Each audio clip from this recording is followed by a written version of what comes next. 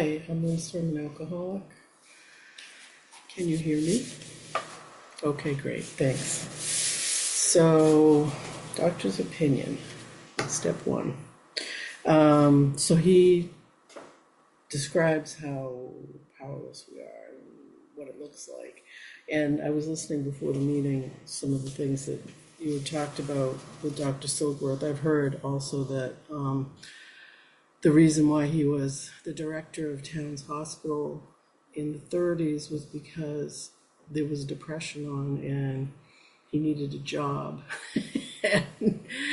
and that was what was available. He wasn't really that keen on alcoholics or addiction or any of those things. He learned about it after or as he went along there.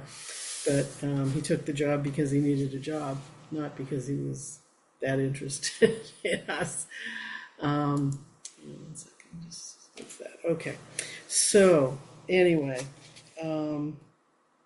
also, yeah, that made me think about how in the first edition of the big book, Dr. Silkworth's name was not published. There was that line, MD, no name. And he really went out on a limb to write these letters, because, and even more so back then, doctors were considered, godlike and authorities, and there was no, so they weren't supposed to show any sort of ambivalence or questions about things. They were scientific men of learning, and that was the so he really went out on a limb and risked his reputation by writing these letters for Bill. But what he saw happen with the alcoholics that he did see get better made it worthwhile to him. He thought it was a good idea. So in that first edition, he didn't sign his name and it wasn't published. And then Dr. Silkworth died in 1951. And the second edition of the big book was published in 1955, and his name was in there. And also, this was in the first edition, this was chapter 1. It wasn't xxxii like it is now. It was chapter 1 in the book, and Bill's story was chapter 2. So they just, they decided that they needed to rearrange things for whatever reason. I think it would be great if it were still chapter 1, but that's my opinion. I forgot to ask, am I timed? Is there a time? I've got a timer on. Looks like about 16 minutes left, and I'll give you. Okay, great. Thank you. Just so I know what I'm doing here.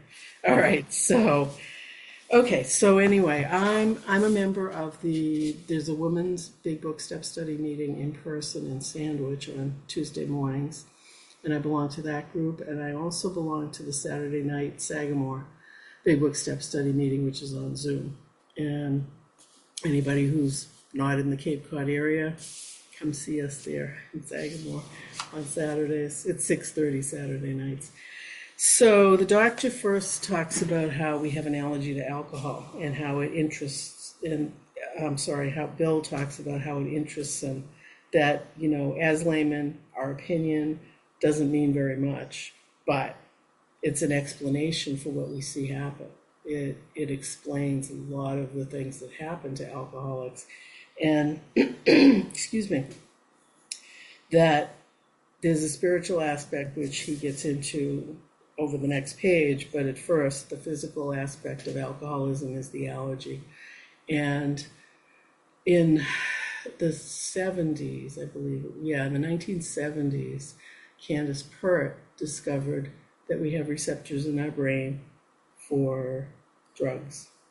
And that, to me, is a good explanation of the physical part of the allergy. It's like I have receptors in my brain for alcohol, possibly for other drugs too. But, what it explains for me is when I see people who have been sober for years and they pick up, that they're not where they left off years ago. They pick up where they would have been if they had continued to drink throughout those years. I've seen it happen several times. And it's much harder to get back, and it's much more likely that they'll die because their disease is progressing physically in their brain, so to speak. I mean, this is that part about the brain receptors is just my opinion, and I'm not a doctor, but this is what I've seen, and it's a good explanation for, for what it looks like to me. So what that says to me is, even though I'm not drinking, even though I'm sober many years, my brain is still making more receptors for alcohol. It's like there's probably millions more than there were when I stopped drinking. And that's what makes it, I believe, that's one of the things that makes it so difficult to get back when somebody's picked up after a period of abstinence. So the next page, he starts to talk about that the doctors are perhaps not well equipped to apply the powers of good that lie outside their synthetic scientific knowledge. And that on that page at the bottom, he says they believe in themselves and still more in the power, which pulls chronic alcoholics back from the gates of death. And that's the first place where he capitalizes the word power. So he's talking about God. And and then he talks about how that, the hospital stay is a good idea to separate people from alcohol, but that their ideals need to be in a power greater than themselves if they're going to have a chance, really. And that's why we do the steps. It's why it's not enough to just not drink, because just not drinking, if I haven't had a drink for a week, the allergy is not in effect. The allergy is not kicked up, but I still have a problem with my thinking. And so I need the steps to help me deal with that. That's the reason why I'm still here. I'm still here at these meetings. Excuse me. I was thinking about that. I've been going to meetings for over 45 years, and I've been sober for 42 years. And that I've seen it, I've seen this disease in so many different aspects, so many ways, and we still don't know that much about it. But this is something that we can do that will help, and it makes a difference. It can help. I think of it though in terms of it's like having cancer of the mind. If I found out that I had cancer, I would do everything that I could to try to treat it. I would go for radiation, I would go for surgery, I would go for chemotherapy, I would try to change my lifestyle if there was anything I was doing that was making it worse. People quit smoking, change their diet, change their, the stress in their lives and so on. I would do everything I could to give myself a chance to survive it. And that's what I have to do with my alcoholism. I have to do everything I can so that I have a chance. And it really is still only a chance. That, I've seen that kick up in people, and it's difficult. But so Dr. Silkworth then goes on, he says, if we appear sentimental, let people stand with us and see the tragedy. If you've been around for a while, you've seen some tragedy in some of the people that get taken out by this disease. And the poor guy, when I read this, I think about that let the solving these problems become a part of their daily work and even of their sleeping moments. Poor Dr. Silkworth was having nightmares about alcoholics. And he needed Al-Anon, and there wasn't any Al-Anon yet. It wasn't invented until after he died. So, he really didn't have a chance. But anyway, so what we need is, on the next page, he talks about what we need is an entire psychic change. And he says the way to get that, the only effort necessary for a psychic change is to follow a few simple rules. And the few simple rules are do the steps. That's And more than human power is needed to produce the essential psychic change. So 3 times on that page, 29, he says we need a psychic change, which means I need my mind changed. And I can't change my mind by myself. And I need help with that. So then on the next page, he describes the different kinds of alcoholics that he's seen. And then at the bottom of the page, I have a friend in one of my groups, Tommy, who talks about this all the time. And this is his thing. It's the only relief they have to suggest from alcoholism, the doctors, is entire abstinence, which is fine. But the next sentence after that is, this immediately precipitates us into a seething cauldron of debate. So why would the idea of abstinence bring the doctors to a seething cauldron of debate? Why do they have a problem with that? What's the problem? It's because just not drinking is not enough. It's because just being abstinent from alcohol doesn't solve the problem. And so that's why, excuse me, why Dr. Silkworth is, going out on a limb, risking his reputation to write these letters, because he wants to just talk about how he has seen people. On the next page, he says that people who have accepted the plan outlined in this book change. He describes the man who came to him that he knew. He knew that he knew his features, but he wasn't the same person. All resemblance ended there. And that it was because he had changed from a trembling, despairing, nervous wreck to a man brimming over with self-reliance and contentment. And he didn't feel that he had ever known this person before. So that's the kind of change that doing the steps brings about. And that's the kind of change that I need in order to stay sober and have a chance to survive my alcoholism. That willpower isn't enough.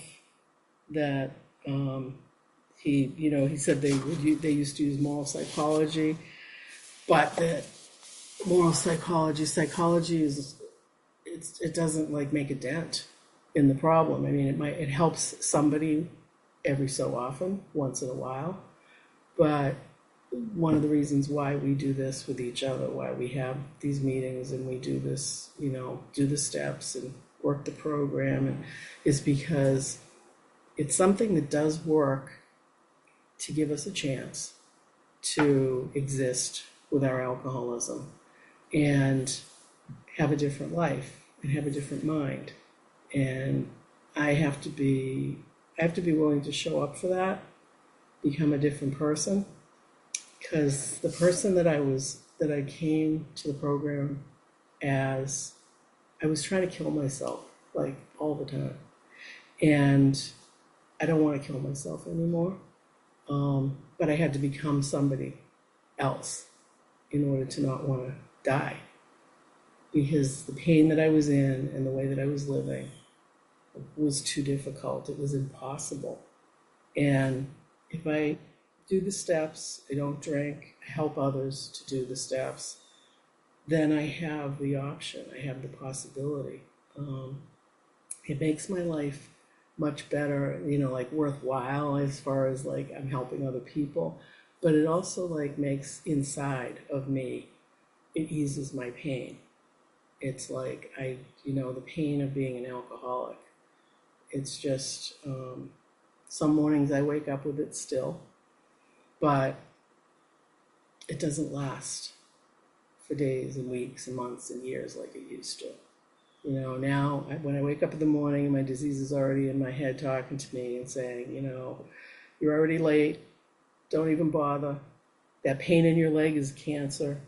So, it's all the things that the disease will tell me to get me down, to get me to feel sorry for myself, to get me to be angry, resentful, all the things that it's chattering at me. I know now that I don't have to be convinced by my own thinking anymore. I know now that I can think a different way, that I could be thinking differently if I'm willing to let God change my thinking. And in order to do that, I have to be willing to ask for help, talk about it, maybe write about it, and look for somebody to help. And if I do those four things, that's, you know, the 10th step stuff. If I do those four things, 5 minutes, thanks, Chris, then it interrupts the momentum of the disease that's chattering at me. It interrupts that momentum, and it has, so that it doesn't carry me off. So that it's like the disease is still there, it still talks to me, but it's not driving the bus anymore. You know, it's not, as long as I'm willing to like give it over to God. And, you know, what it's, I want to say like put my pride, it's not even really pride, it's isolation. Put my isolation aside. You know, if I'm willing to like break through my isolation and ask for help from God and from others, then it doesn't get a foothold. It doesn't get its claws into me. It can't keep on revving up and getting stronger and stronger if I keep interrupting it with God and breaking my own isolation.